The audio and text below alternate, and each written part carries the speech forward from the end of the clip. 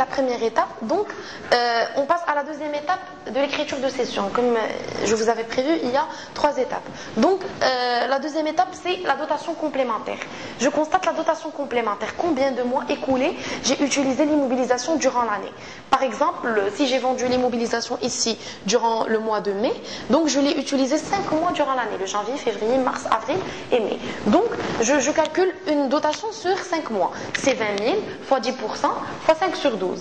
Ça donne à peu près 2000 fois 5 sur 12, je ne sais pas. Donc, on le calcule par la suite. Donc, je la constate comme ça. Donc, c'est un matériel informatique.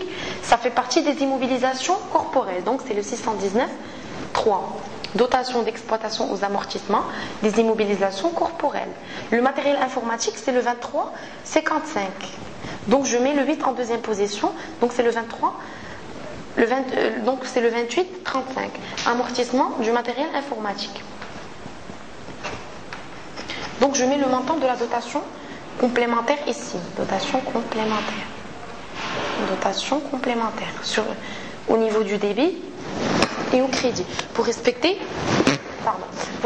le principe de la partie double. Donc, c'est la deuxième étape. On passe à la troisième étape, c'est que je constate la sortie de l'immobilisation de mon exploitation. Donc, l'immobilisation ne m'appartient plus, elle est sortie de mon exploitation. Donc, je constate sa sortie. Donc, voilà. La sortie, elle est constatée comme suit. Donc, je débite amortissement du matériel informatique. Donc, apprenez cette écriture, 28,35.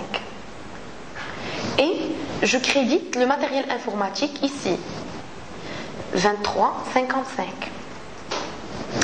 Entre les deux, il y a la VNA. C'est quoi la VNA? C'est la valeur nette d'amortissement.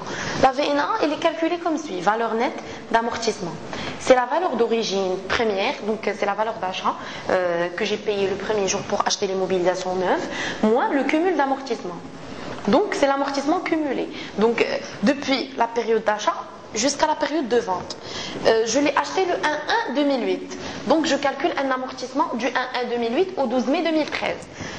Je le calcule comme suit. Du 1-1-2008 au 1-1-2009, je fais un petit axe. Du 1-1-2008 au 1-1-2009, j'ai toute une année, j'ai une année de 12 mois. Donc, jusqu'au 1-1-2010, donc une autre année, c'est 12 mois, jusqu'au 1-1-2011, c'est 12 mois, jusqu'au 1-1-2012, c'est encore 12 mois, jusqu'au 1-1-2013, c'est 12 mois. Et je l'ai utilisé pendant 2013 jusqu'au mois de mai. Donc, j'ajoute 5 mois aussi. Donc, le total, c'est 12, 12, 12, 12 et 12. Donc, j'ai 5 ans plus 5 mois. Ça fait 65 mois. Donc, je calcule la dotation comme suit. Le cumul d'amortissement est calculé sous forme de dotation. Je mets la valeur d'origine qui est de 20 000 dirhams fois le taux d'amortissement qui est de 10% fois les 65 mois que j'ai calculés. C'est le cumul d'amortissement. Je l'ai utilisé depuis la date d'acquisition jusqu'aujourd'hui, 65 mois. Donc, on va voir la valeur sur laquelle elle s'est dépréciée. 65 sur 12. Donc, on doit procéder par un calcul. Donc, on utilise la calculatrice. C'est 20 000 fois 10% fois 65 sur 12. Pardon, 20 000 fois 10% fois 65 sur 12. Donc, j'obtiens 10 833. Donc, c'est le cumul d'amortissement. Je le mets ici, 10 833. La valeur d'origine, c'est 20 000.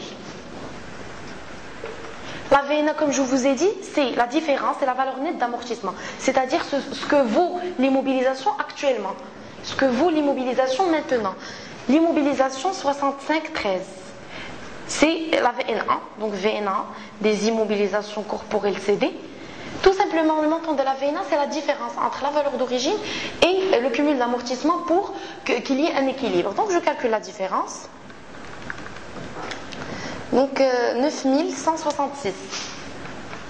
Et moi, je l'ai vendu à 7000. Donc, normalement, j'ai réalisé une moins-value. Donc, le prix de cession moins la VNA, s'il est positif. Donc, si le prix de cession est supérieur à la VNA, c'est-à-dire la VNA, c'est la valeur nette d'amortissement. C'est la valeur d'origine d'achat de l'immobilisation neuve, moins le cumul d'amortissement, c'est-à-dire moins l'ensemble de la valeur de la dépréciation de l'immobilisation, j'obtiens une valeur nette d'amortissement, ce que vaut l'immobilisation en réel. Comme on dit en arabe, qu'elle soit réellement. Du coup, l'immobilisation qu'elle soit réellement, qu'elle soit 9166. Donc, je l'ai vendue à 7000. Donc, je l'ai vendue moins de ce qu'elle vaut. Du coup, j'ai réalisé une moins-value. Si je l'avais vendue, par exemple, à 10 000,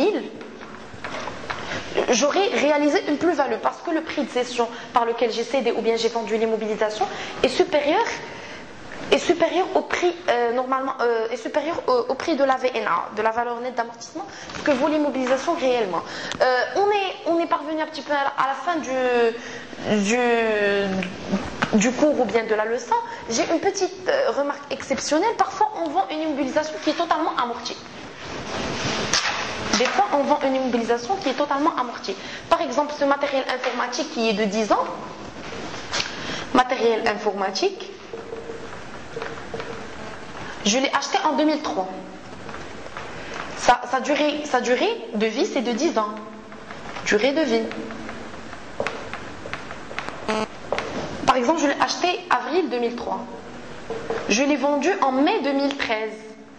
Donc, il a dépassé la durée de vie, donc la durée de vie de 10 ans, donc il est totalement amorti, il a perdu toute sa valeur.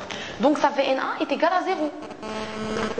Donc vu que le produit a passé 10 ans de sa durée de vie, je l'ai utilisé pendant 10 ans, j'ai exploité le matériel pendant 10 ans, donc il a perdu toute sa valeur.